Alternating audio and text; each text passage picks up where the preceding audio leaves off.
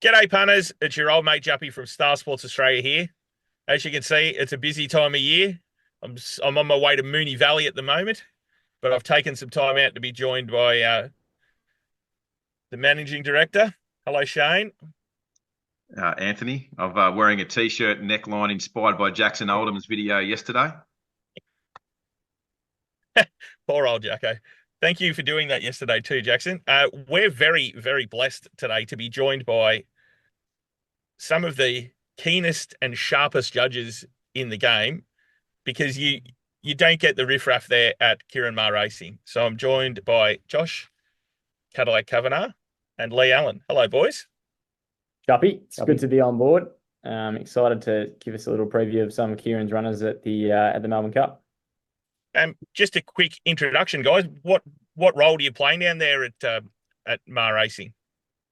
I'm head of data and performance at Ciaron Maher Racing. Look after everything analytics and help out track Kat Anderson with the sports science side of things and bringing a little bit more of an analytical approach to a very analog industry, which is quite fun. And trying to sort of implement some things that are done in the sports world and bring them along that journey that's probably a decade ahead. So, yeah, it's a fun job. It's a dream job for me, and it's have to pinch myself sometimes that I'm doing this for a job. So it's great. And then I do the head of comms down at Cranbourne Way, help out the training with Jack. I'm sort of his right-hand man most days down there. So I watch most of the gallops and watch the jump outs and sort of help intertwine it all. I've got a bit of a like the data background as well. So I sort of the middleman for everyone here. Now, this leads me to a very interesting question, gentlemen. Currently, the leader, I've put out a challenge that if Kovalica wins the Melbourne Cup, I don't think Kovalica can win the Melbourne Cup. So I think the leading challenge is I've got to run the 3200 around Flemington in a mankini. Now, in order for me to do that, can you guys help me up and get me into the hyperbaric chamber? Yeah, we could, and it'd make you run it probably quicker, but your dignity, I don't know if it'd still be in place. Well, there wasn't a lot to begin with, so we should be okay in that part. It's more about me just getting around in one piece. Can you get in the hyperbaric chamber with your mankini? Well, I'm prepared to do that, yes. Whatever it takes, we can do. We can definitely do that. I'm taking notes here. That's a great idea. Whether I'd pass the scan or not's another thing, but we'll get to that later on. Guys, you guys are probably best placed here because I think at this stage that probably, as I said yesterday on SEN, I think the winner might be at Werribee, and I'm keen to see what the only other place it could probably come from is, to be fair, the Ciaron Maher Yard, because that's where all the good staying horses and staying performances over the spring have come from. So why don't we just go through and run through the guys, the horses you guys have got in your care? Yeah, so we've got obviously the Sydney Cup winner who was very impressive winning that cup in Circle of Fire. He's yet to probably fire a sort of a bullet this prep in terms of running a good race. He's just been sort of getting around, but we know that he need the 2 miles to really be as effective as he could be. We've got Akita Sushi, comes from the Moonee Valley Gold Cup, won that on a strong pace, which was very good. Got to his right trip. He's obviously very dour, and he will love the 32. He's your top 10 sort of bet, and he'll lap it up in terms of that distance. Interpretation, who's flying. Last year's Bendigo Cup winner, ran super in the Geelong Cup. Behind the horse that is Brian Ellison's One Smooth Operator, sets up well. And then we've got 25th order of entry as it stands currently is St. George, is probably the most exciting horse that he's probably been a little bit of a disappointment so far, and the guys have had to manage him with a few issues that he's had. But he really hit the ground well the other night in the Moonee Valley Gold Cup with some fastest 200, last 200 of the race, and he really hit it well. And I think it's the good track that he needs to actually excel and get to his best level. You'll see that from his UK form. So we're praying for sort of very little rain for him on Tuesday should he get a run. Well, that is a key factor, isn't it, Josh? That it looks like it's going to be warm tomorrow. He's already put 48 mils of water on it, Liam, there at Flemington.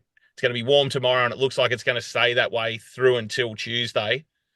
So that will certainly suit him. St George is currently $51 with Star Sports. Circles of Fire is 26 and Akita Sushi's 21. So they're all in that bracket of ones that we could definitely be looking at to back to win $1 million. It's like I tipped and liked Akita Sushi in the Moonee Valley Cup. I've got a feeling that that's a fairly decent form race. Yeah. Yeah. I would agree as well. Akita Sushi definitely needs a road. I was speaking with the owner, he's just a sole owner.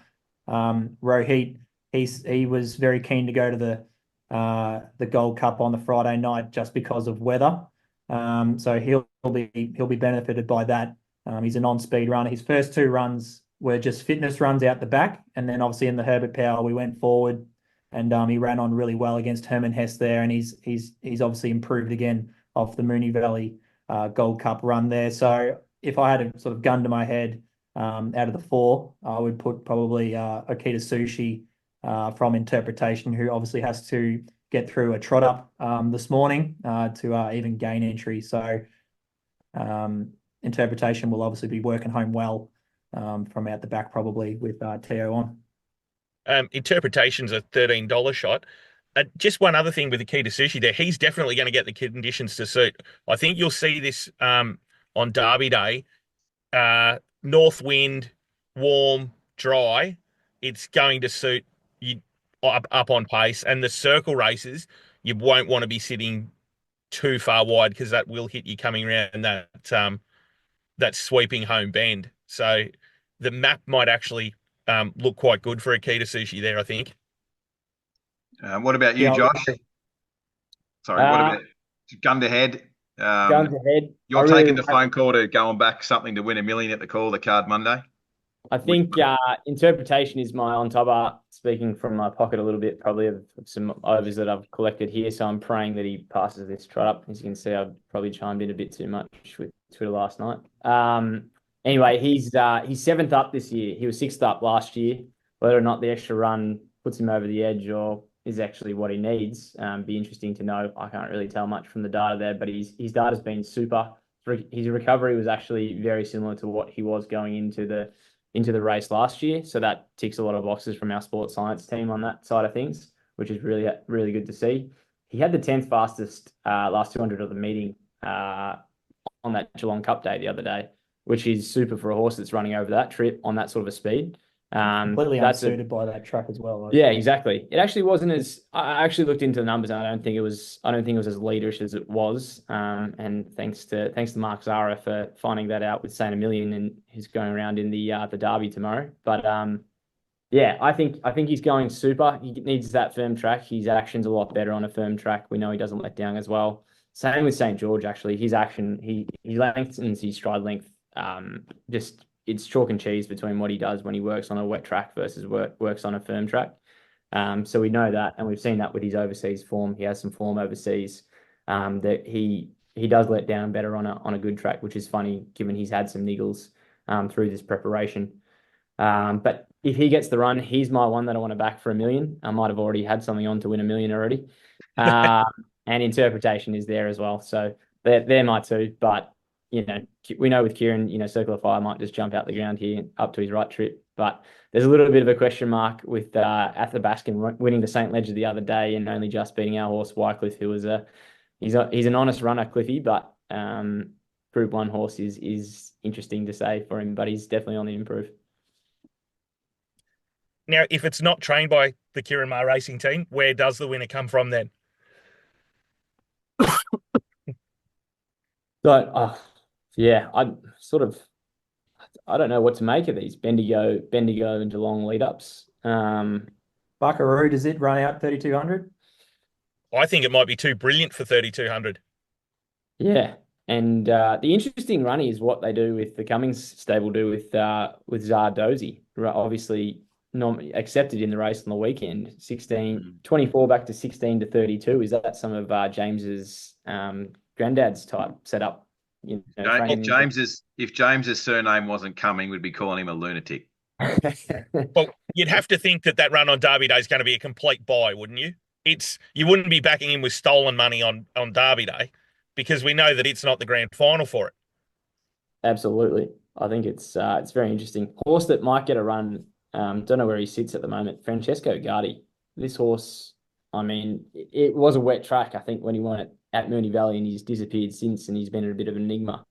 So I don't know if we're going to get the wet track for him, but I really like what he's been doing this campaign. Well, he's 100-1, so you can definitely save on him at the least. If he gets in. But I think you're right. I think the Mullins tour is the one they've been. I think they've been working with our horse playoffs in quarantine. There, he's been the lead up horse. He's been the lead up horse. So believe it or not, I don't think our horse has ever gone to Catherine, and then come back into quarantine in the history of the sport. So good on him. Brilliant. Well, it'll be interesting to see what those Irish fellows do, because that was the story of the call of the card last year. I've never seen that much money for a horse in my life. They just completely launched and wanted to take every Australian dollar they possibly could home with them.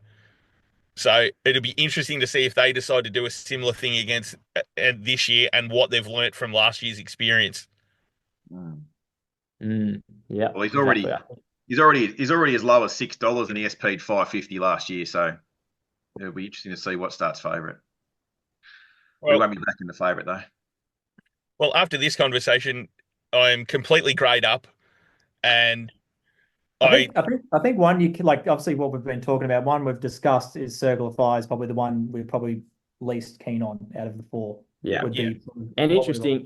The market has him 26. Is interesting. I'm fascinated to see what the market does after this. I think the Brian Ellison runner, like from a ratings perspective and all that side of things, I mean, he did it well, but he had I think it was 54 in the Cup, in the Geelong Cup. I mean, $5.50 is a crazy price for a horse that's, I mean, don't want to take it away, but it was a synthetic runner over there. Obviously run well at York, obviously. Yeah, it'd be interesting to see what that sort of SP is. It's just a fascinating race. I know a lot of commentary on the depth of this race, and yeah, unfortunately it's probably a little bit lower than previous years, but it's no doubt a fascinating race for a betting perspective. But I think we can all agree that Kovalica probably can't win, and I'm not going to need to invest in a Mankini. You better bloody hope so. Anything could happen. Boys, thank you so much for taking the time to have a chat with us. We really, really, really appreciate your insight, because, yes, we will be parting with some cash there on Monday to try and find the winner of the Cup, and we couldn't do it without the help of the friends that we have in the industry. So thanks so much for your time, guys. I know it's flat out for everyone at this time of year, but it is the most fun time of year. So hopefully we might even see you at the Emerald Hotel or somewhere there on Tuesday night when Ciaron brings the Cup back. Yeah, we'll catch up for a beer at the Osborne, and we'll get some COVID out of the Cup again like 2 years ago. Can't wait. Thanks, guys.